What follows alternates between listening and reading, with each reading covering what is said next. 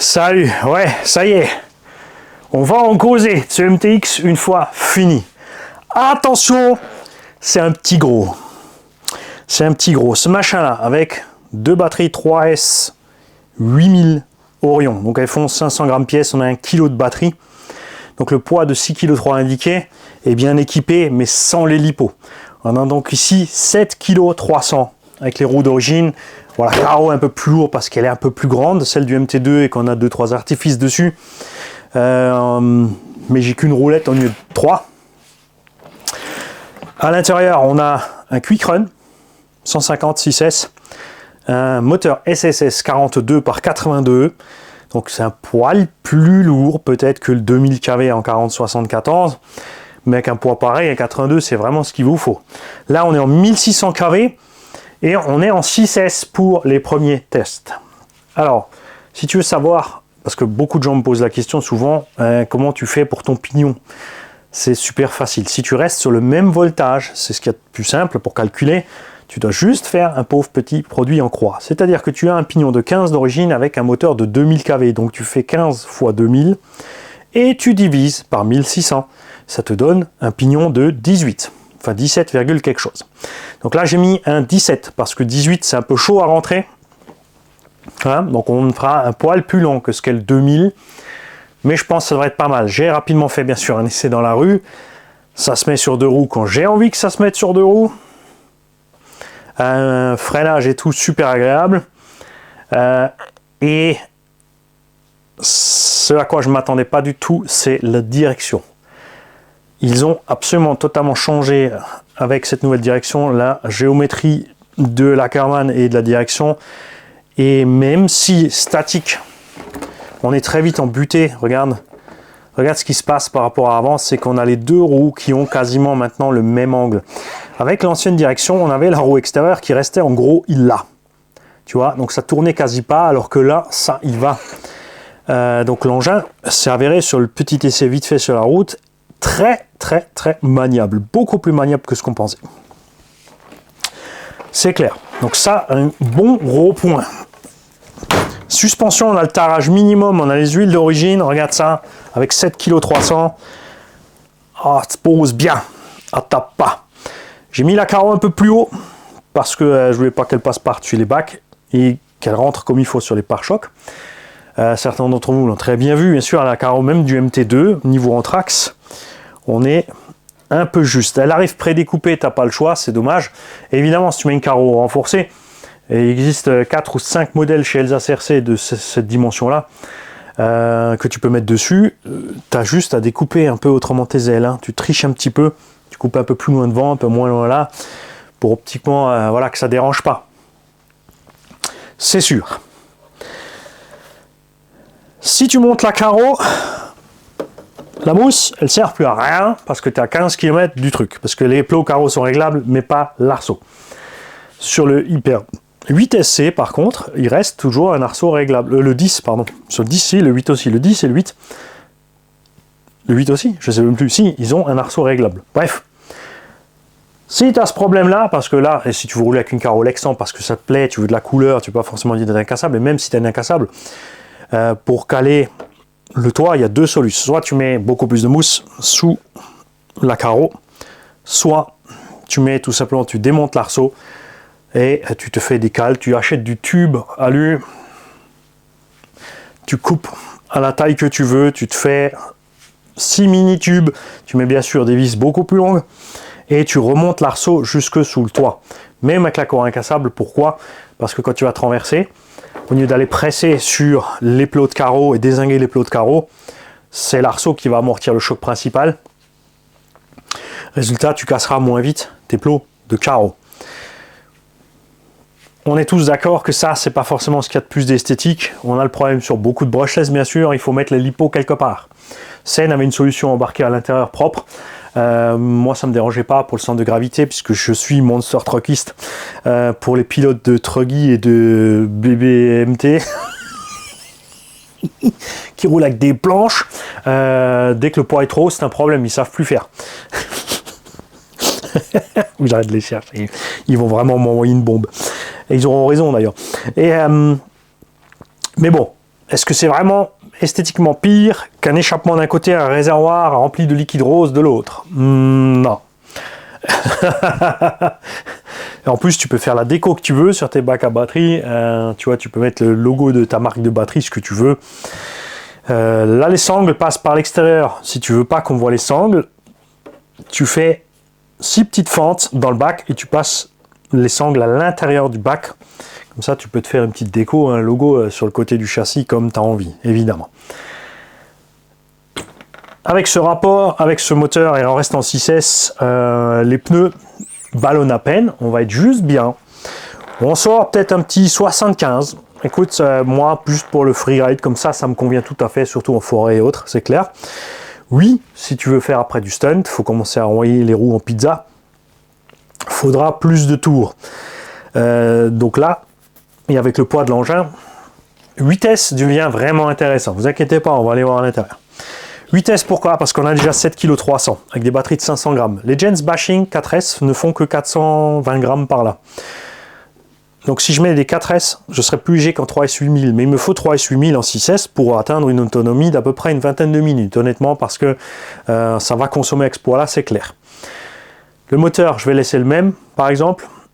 Dans l'idéal, si tu veux avoir la même vitesse que le 2000 kV, avec le pignon de 15 sorti de la boîte, sortir un petit 80, 85 ou même 90, le 1450 en 8S suffira.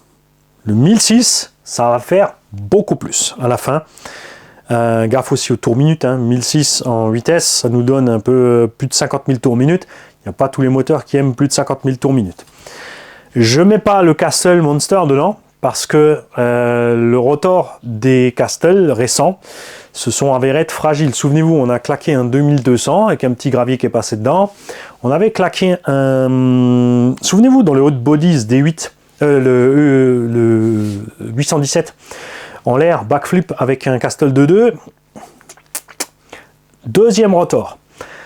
Qu'est-ce qu'on a encore fait? Un 1650 dans la VTE2.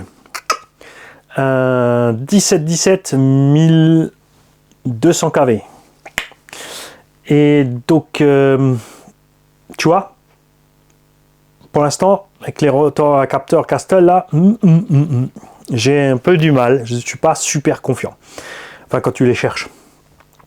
D'autant plus que je vous l'ai déjà dit, quand tu prends un moteur où tu prends un engin de stunt, rouler avec le capteur, c'est si tu n'as pas de slipper, pas de cush drive, c'est craignos pour le Vario.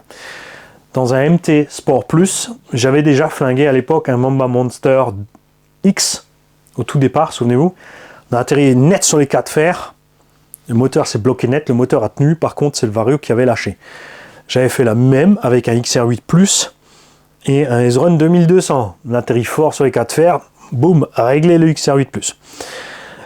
Donc ces moteurs à capteur, ils n'aiment pas les gros chocs comme ça, donc je ne vais pas rouler avec un moteur à capteur là-dedans. Je voulais mettre sans le capteur, mais comme dit, mon moteur SSS là, il en a déjà vu toutes les couleurs. Si celui-là il crame, je vais me poiler. Le Castle est tout neuf. Bon, je me poilerai aussi, vous me connaissez, mais peut-être moins violemment. Voilà. Donc pensez-y, le bébé est lourd. Si tu restes en 6S, faites gaffe au choix moteur. Oui, le RTR fonctionne bien avec le 2000, mais on est quand même dans des limites où... Ouais, ça sera peut-être pas poussif à cause du pignon qu'ils ont mis, mais c'est la conso qui va passer à la moulinette. Donc on a 7,3 kg. Quand je vais mettre un Vario 8S, mon Vario fera 100 grammes de plus. Mais mes Gens Bashing 4S font au total à peu près 200 grammes de moins que les batteries embarquées. Donc ce qui fait qu'en 8S, je serai même un poil plus léger finalement qu'en 6S 8000. Pour une autonomie plus ou moins équivalente. C'est ce qu'on va voir. Donc là, pour l'instant, on a le SSS 1600 kV parce qu'il est en 40. Je n'avais pas commandé la clampe en 42. J'attendais déjà que la machine soit là. Parce que j'hésitais, j'ai un Léopard 1400 kV en 40-74 que je voulais mettre en 8. Ça, c'est un moteur qui est génial et super économique. Si vous voulez faire un setup en 8, pas trop lourd, vous n'avez pas trop de place pour mettre le moteur. Ce moteur-là, c'est de la balle. c'est avéré être bien mieux à l'usage que les surpasses 1400 et 1500 en vitesse, parce qu'il a pareil pas de capteur, donc on a un rotor complet, on a un vrai méchant rotor de 74 à l'ancienne, ces anciennes générations de moteurs encore qui ont aussi des aimants un peu plus balèzes. Ça en vitesse dans un engin GT ou Truggy ou autre, génial. Je vous cause de vitesse parce que c'est de plus en plus facile à faire. Là maintenant on a les bashing 5000 4S, enfin pas là-dedans mais là, qui sont légères et compactes, qui rentrent dans beaucoup d'engins finalement. Et de plus en plus on voit arriver des shorties. Parce qu'il faut savoir qu'en vitesse, tu n'es pas obligé, si tu roules en 6S 5000, en vitesse, tu devrais pouvoir aligner la même autonomie avec si tu roules pour les mêmes perfs avec des 4S 4000. Donc tu prends deux shorties bien compactes, bien légères, moteur de la même taille, le vario est à peine plus lourd. Ça peut être sympa. Alors bien sûr, beaucoup se posent la question, oui mais tu viens de dire, aux mêmes performances, je vois pas l'intérêt de rouler en 8, c'est pour faire les mêmes perfs qu'en 6. Surtout comme dit, si tu diminues un peu les milliampères et tu alignes l'autonomie, tu vois que l'écart, tu te poses encore plus de questions. Pourquoi faire cette manœuvre? Toujours température moteur, température lipo et température vario qui seront moindres, parce que là, avec ça, on est dans des 60 ampères de consommation. Les collègues qui avaient mesuré ça sur la GT8, 60 ampères contre 120 en 6 et en 4S les mecs à 200-210 ampères pour que tout le monde soit dans les mêmes performances. Donc il faut se poser la question, ce qui va bien pour toi, ce qui est pratique, ce que tu as en lipo, ce qui est bien aussi justement, moi j'aime bien les 4S bashing, je commence à en avoir partout, je roule la plupart de mes caisses avec ça, donc je roule en 4 ou en 8, ça me fait un montage facile. Donc moi ça me va. C'est juste pour que vous posiez la question, prenez-vous le temps, il y a plein de solutions possibles. Donc si je passe en 8 avec ce moteur là on a un pignon de 17 en 6, si je passe en 8 pour aligner la même vitesse, il faudrait que je descende un pignon de 13. Et pour faire ce calcul, c'est un poil plus compliqué parce que comme tu changes le voltage, il faut rentrer en compte les tours minutes totales. Donc c'est super facile aussi. Il y a juste une étape de plus à faire. Donc là, je te le répète, 2000 x 15 divisé par les nouveaux kV que tu as pour avoir un pignon équivalent pour aller à la même vitesse. Si on change le voltage, tu multiplies 2000 x 6 par exemple, ou par le voltage exact, 22,2, ce que tu veux, mais ça 6 ça suffit puisque une cellule a un voltage moyen de 3,8 et c'est une constante. Donc c'est pas une variable. Donc tu n'es pas obligé de calculer 22,2 volts ou 32 volts. Tu peux calculer 6 ou 8 cellules. Ça revient au même. Tu as la même constante. Donc tu fais 6 x 2 x 15. Tout simplement. Et 6 x 2000 pour avoir ton truc. Et 1006 x 8. Donc tu as ta vitesse maxi théorique que prend ton moteur en 6S et l'autre maxi théorique qui va prendre en 8S. Et tu fais ton même rapport qu'on a fait tout à l'heure avec le pignon. Et donc là, tu arrives, si tu gardes un 1600 kV, pour l'exemple qu'on a fait ici. Donc en 6S 1006, je suis obligé de mettre un 18 pour aller aussi vite que le 2000 en 15. Si je passe en 8S par contre, je vais descendre un pignon de 13 sur mon 1600 kV. Je vais gagner quoi? Je vais gagner qu'au démarrage extrêmement doux, plus ton pignon est plus ton rapport est court, moins tu as de cogging au démarrage, moins l'engin force. Plus vite il va pouvoir monter rapidement dans les tours aussi et balancer tes roues, plus tu auras de couple et de puissance infernale.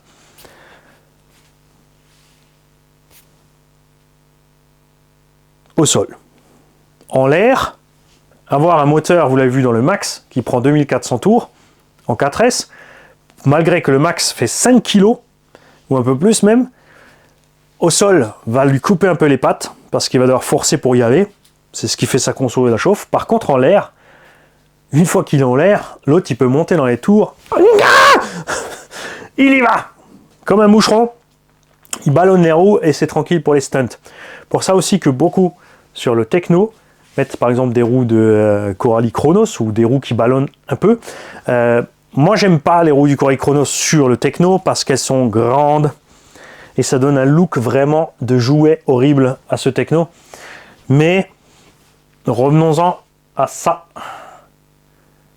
HPI a fait ça il y a bien longtemps. Ces pneus sont hyper résistants, ils ballonnent à mort. Pas trop de motricité au sol, donc pas trop d'effort. Ballonne bien pour les figures. Et on est dans une dimension quand même plus sympa, par exemple, pour mettre ça là-dessus. Et en 0 offset, ça lui donne quand même un sacré beau look, ce truc-là. Traxxas l'a compris avec le Max et le Sledge. Enfin, globalement, avec les pneus Sledgehammer, on a une carcasse solide, ça peut ballonner, mais ça ne te pète pas la frimousse. Donc, facile pour les stunts. Moins fiable à haute vitesse, mais facile pour les stunts. Pourquoi j'insiste là-dessus? Parce que c'est ce qu'Hobaw a fait aussi là-dessus depuis le début.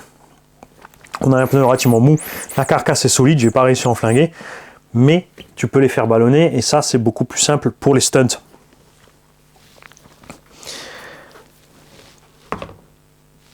Et c'est pour ça donc que beaucoup de gens utilisent uniquement, parce qu'il fait que 4,5 kg le Tekno, du 4S dans le Tekno avec des roues qui ballonnent, des gros pignons. Parce que moi j'ai mis un pignon de 13 ou de 14, eux ils roulent avec des 17, avec des roues plus grandes.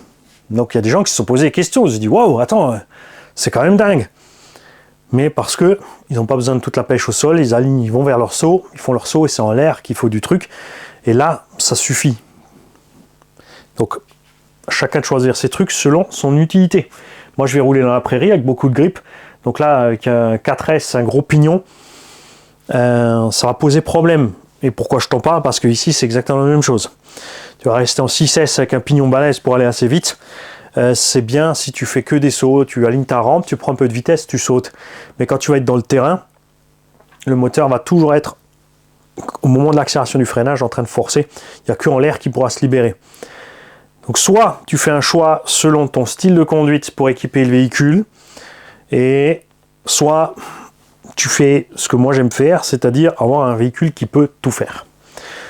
C'est pour ça que j'ai choisi ce setup. En 6S, là, je suis tranquille en forêt, je suis tranquille dans la prairie. Je peux laisser le même pignon, le moteur n'aura pas de souci à emmener ces mêmes grosses roues avec le gros pignon. J'y colle 8. Par exemple, je mets les roues un peu plus petites, plus légères. Je suis parti différemment pour les sauts. Moi, j'aime avoir un truc polyvalent. J'aime pas m'amuser à démonter mon pignon, changer mon setup à ce niveau-là. Je mets un moteur, je mets un vario et je mets mon pignon. Et ensuite, je dois pouvoir tout faire. En 6S, si je mets des roues plus petites, je vais être trop lent, ça va être chiant. Donc là, à ce compte-là, je pourrais balancer 8 pour l'instant. J'ai le quick run, comme je vous l'ai dit, parce qu'on va faire un essai comme ça en 6, pour que les gens puissent se rendre compte. On fera ensuite du run en 8 avec donc un max 8 à bord, un max 6 monté dessus. On le fera tout d'abord, peut-être, puisqu'il est déjà dessus, justement, avec le pignon de 17, le 1006, avec les grosses et petites roues pour montrer. Là, ça va être furieux. Hein. 1006 en 8S. Pour te dire que le 2000 kV avec le pignon de 15, on arrive à peu près à 44 000 tours. Le 1600, on va arriver à 53 000 tours. Donc on va prendre 10 000 tours de plus. Ça va être violent. Avec les roues plus petites, ça va compenser. Les roues plus grosses, ça va être atroce. Mais par contre, en l'air, ça va être cool. On fera à l'occasion une vidéo dédiée pour... Enfin, je peux vraiment pas dire c'est taille moteur, il faut voir la puissance finale du moteur. Moi généralement c'est pas compliqué, jusqu'à 5,5 kg, j'utilise des moteurs en 74. Sous 3,5 kg, tu peux passer du moteur de 68 pour ce que moi j'en fais. Par contre au-dessus de 5,5 ou 6 kg, vraiment les moteurs de 82 ça va beaucoup mieux.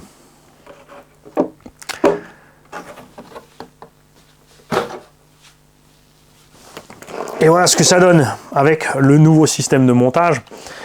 Donc juste avec ça en plus à l'intérieur, regarde maintenant comme par rapport à avant, ton câblage est proprement posé. Il est loin de la couronne, elle a un cache en dessous, il passe au-dessus là-dedans. T'es tranquille, rien ne peut plus se prendre dedans, il n'y a rien qui se balade. Le câble aussi du vario, tu passes ici à l'intérieur de l'arceau pour aller dans la boîte radio. Selon le sens tu mets ton vario, tu peux encore passer tes câbles s'ils sont trop longs, tu peux aussi les capturer là-dedans. Maintenant moi je les ai capturés là avec le vario est vissé, attention. Hein, moi je visse mes varios quand je peux, si je peux pas autrement ils sont juste collés, mais j'ai toujours autour, et tu vois il est libre. Ce que j'appelle la ceinture de sécurité. Je ne sers pas du rilsan pour maintenir le vario, c'est juste si ça se décolle ou si les vis s'arrachent, pour pas qu'il aille se balader. Je ne sers pas le boîtier avec, faites gaffe à ça. Le moteur de 82, tout ce qu'il faut faire, c'est ici avec un coup de cutter, couper une petite entaille à l'arrière. Le moteur Castel est plus long, Là, il faudra que je taille un peu plus. Le moteur surpasse, il a la même taille que celui-là, il est peut-être un peu plus grand diamètre. On a les ailettes en 42 qui vont jusqu'au bout. Donc il faudra niaquer un petit bout de plus peut-être. Parce qu'on essaiera aussi les moteurs surpasse, puisque j'ai pris justement le 1600 et le 1450. Donc ça, c'est du SSS, c'est du 6 pôles. Les surpasse roquettes là-bas sont 4 pôles. Le 1006 en roquette, je suis pas sûr qu'il encaisse les 8. Hein, parce que 53 000 tours, ça va être au-dessus de ce qu'il encaisse. Même si c'est comme momentané, c'est que la vitesse max théorique à vide, poser le véhicule avec le poids, le voltage qui chute à l'accélération, tout ça, on ne devrait pas dépasser les 50 000. Donc en théorie, on devrait s'en sortir avec le moteur. À voir, hein, à voir. Niveau angle de train entre des battements à fond, donc en pleine ouverture et pleine compression. Ça se passe super. En pleine compression, tu prends de l'ouverture, donc ton véhicule se met comme toi au ski, en chasse-neige. Donc reste stable. À l'axel, il prend un petit peu de carrossage et de pincement pour aller chercher le terrain. Pas compliqué. À l'arrière, en squat, c'est pareil, on pince. Donc on augmente la stabilité du train à l'axel. Et quand tu vas freiner, justement, les roues arrière aussi vont prendre un petit peu d'ouverture. Ce que j'adore, moi, toujours, c'est ça. Regarde comme il tangue dans ses suspects. C'est géant. Tu vas prendre ton virage. Hop, précisément, regarde ta roue arrière. Prends du pincement. Donc, ce qui augmente la dérive de ton train arrière et rend le véhicule plus maniable.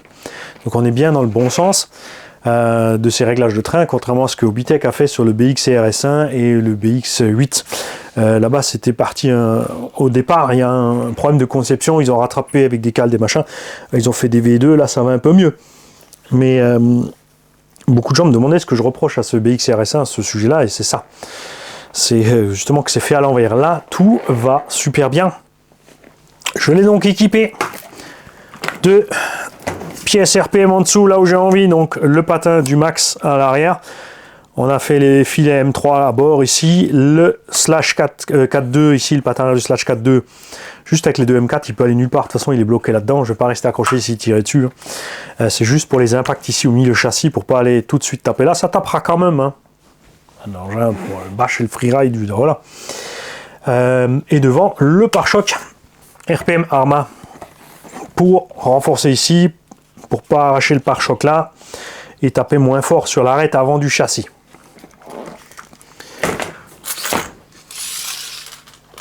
Les tiges d'amorto. J'ai oublié d'en parler dans l'unbox, j'ai vu qu'elles étaient noires. Hein, c'est de l'acier noir. Il y a tonton Yannick qui m'a signalé que certains avaient déjà des casses avec ces tiges là. Moi je vois c'est les mêmes que l'autre, mais en fait non. Je pensais déjà avoir les noirs sur le MT, mais non, j'ai bien encore les anciennes tiges sur le MT2 ici. Il m'a signalé donc que ceux qui cassent ces tiges, parce qu'apparemment elles sont plus dures, parce que les tiges du MT2 tu peux les tordre, celle-là elle casse, mais c'est ce qu'on verra à l'utilisation. Étant donné que j'ai plié une fois une tige de MT2 sur une grosse gamelle, je m'inquiète pas trop. Je m'inquiète pas trop.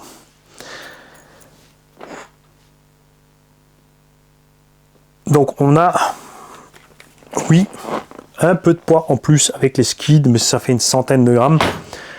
C'est pas ça qui fait que c'est un poids lourd. On a un moteur un tout petit peu plus lourd aussi.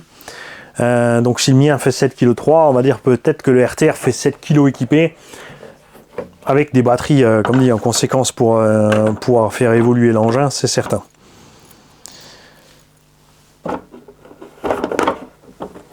Moi, je vais bien sûr faire ce qu'il faut pour caler mon toit. D'ailleurs, ne mets pas la carrosserie, Mani, il faut que tu cales ça sous le toit. Pour pas écraser la carreau briseur, puisqu'on va faire les premiers essais, comme on y va cool en 6S 1006. Avec la carreau briseur RC. Et on mettra la carreau renforcée pour aller faire le touillon. Si ça me prend. Donc oui, tu as raison. Il faut que je la prépare, que je la mette dans le coffre, parce que Ça va arriver au milieu du premier pack. T'as pas tort, t'as pas tort. Voilà, en tout cas, ça c'est un méchant gros bébé.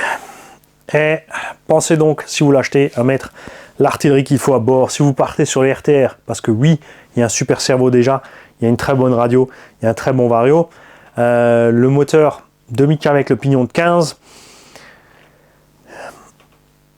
Je pense qu'il faudra peut-être même descendre à 14 ou 13 pour pas trop le faire forcer ce moteur. Après, c'est très vite remplacé. Tu peux rester en 6. Tu mets un moteur, comme dit, qui rentre en 40-82. Le Léopard 1600 V1 existe aussi. Le variateur 150 peut le gérer sans problème. Donc tu n'es même pas obligé de changer la clampe. Tu t'achètes juste un moteur 40-82 dans les 1600-1800 kV. Mon avis, ça sortira bien mieux que le moteur qui est sur le RTR. Les mecs, bonne journée.